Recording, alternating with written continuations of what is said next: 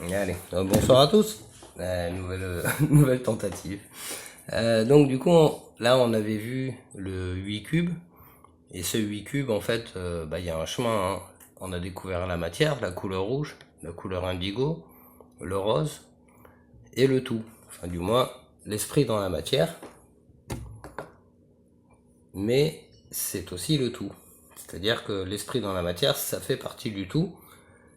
Et c'est pas notre esprit à nous, quoi. Nous, notre esprit à nous, c'est ça, on avait dit, on met le 8, donc là on est au chiffre 8, là on est au chiffre 9, donc c'est bien l'esprit au-dessus de la matière.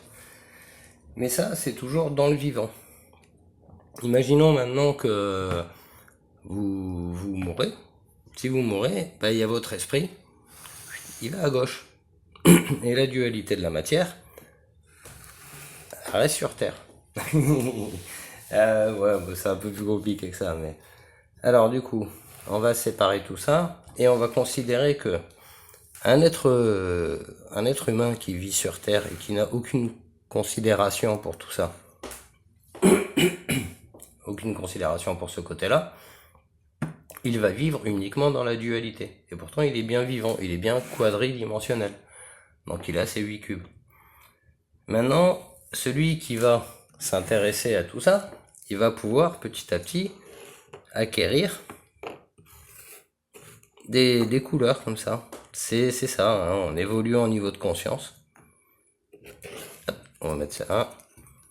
Et du coup, on va petit à petit évoluer sur le chemin des consciences. Bon, quand on meurt, si on n'a pas ce cube-là, vous avez vu, réincarnation oblige. Maintenant, on va remettre ce carré-là. Maintenant, ce qu'il y a, c'est que, voilà, on a vu comment acquérir des niveaux de conscience. Hop. Et du coup, ça va aller un petit peu plus loin. C'est-à-dire que ça, c'est le vivant, donc, qui n'a aucune considération, pas de niveau de conscience et tout. Ça, c'est le niveau maximum, etc. Ça, c'est le vivant, avec la dualité, la matière, l'esprit. Hop, on fait ça, on met l'esprit au-dessus de la matière. C'est sûr que on peut vivre comme ça, avec un esprit qui est pas du tout évolué. Si on commence à réfléchir à tout ça, on va plutôt le mettre ici, le carré.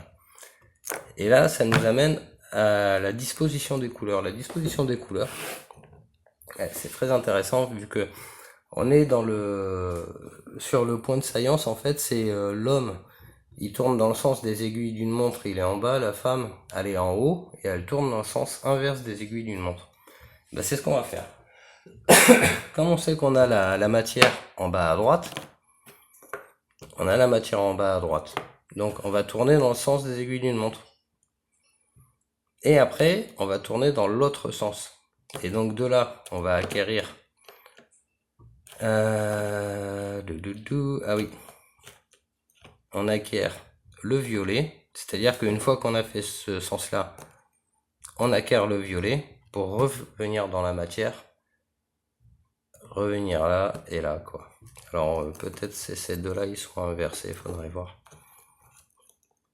Non, ça reste dans le sens. Ouais. Dans le sens inverse, c'est comme ça. Et donc voilà. Donc là, on a le sens dans le sens des aiguilles d'une montre vers la droite. Et ça, c'est le sens de rotation vers la gauche. Donc il part de là. À chaque fois, je galère avec ça. Voilà, donc ça, c'est l'être accompli qui est arrivé à mettre le cube de travers, en fait. Comme ça. Donc voilà, là, on est passé du 8 cubes avec les couleurs de l'arc-en-ciel à la compréhension de la dualité. Là, on remet les niveaux. Donc ça va à droite, ça va à gauche pour respecter le bon sens des choses. Et ici, on se retrouve avec ce carré-là. Et donc, on a notre espèce de trinité. Alors, tout ça, c'est les carrés de 6.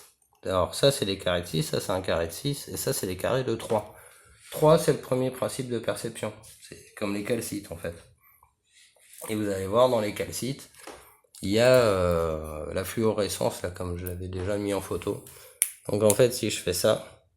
Oh, bah dis donc, on le voit pas de là-bas. Si je fais ça...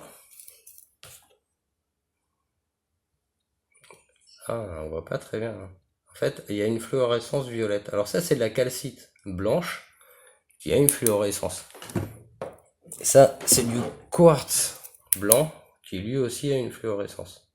La fluorescence, elle est toujours rose. Alors c'est marrant parce que nous, on a fait tout un chemin pour aller découvrir le rose et on se rend compte que il y a des fluorescences vertes, roses, mais en l'occurrence, le blanc va faire une fluorescence rose. Alors, effectivement, il y a quelque chose à y voir, parce que si on prend un quartz hématoïde, ça c'est du quartz. Quartz hématoïde, il n'est pas fluorescent. Alors celui-là, peut-être plus flammable. Bon. Voilà, il n'y a pas de fluorescence. Par contre, si on prend c'est toujours pareil, hein, les rubis, eux, il y a de la grosse fluorescence, quoi. Donc le rubis, lui, dureté de 9, il est rouge et il a une fluo rose. La calcite, dureté 3, blanche, elle a une fluo rose. Le quartz, dureté 7. Donc il y a toujours du rose, etc. Bon, là il y a encore beaucoup de travail et de recherche à faire là-dessus, parce que c'est pas ma spécialité, hein, bien sûr. Et donc ça doit marcher pareil avec les couleurs des fleurs, comme on avait déjà vu. Voilà, donc du coup, comment expliquer notre monde cubique, hein, qui est, je vous le rappelle aujourd'hui, pyramidal. Pourquoi? Parce que si on s'intéresse pas, si on reste de ce côté-là, il est forcément pyramidal. Maintenant, si on veut s'intéresser à ça, voilà, on a nos deux trucs là, comme ça. Hop. Il y a la pyramide dans la matière à droite, donc on veut pas comprendre, et à gauche, le cube, sa législation, sa compréhension, sa logique, et tout ce qu'on a pu y découvrir jusqu'à maintenant. Hein.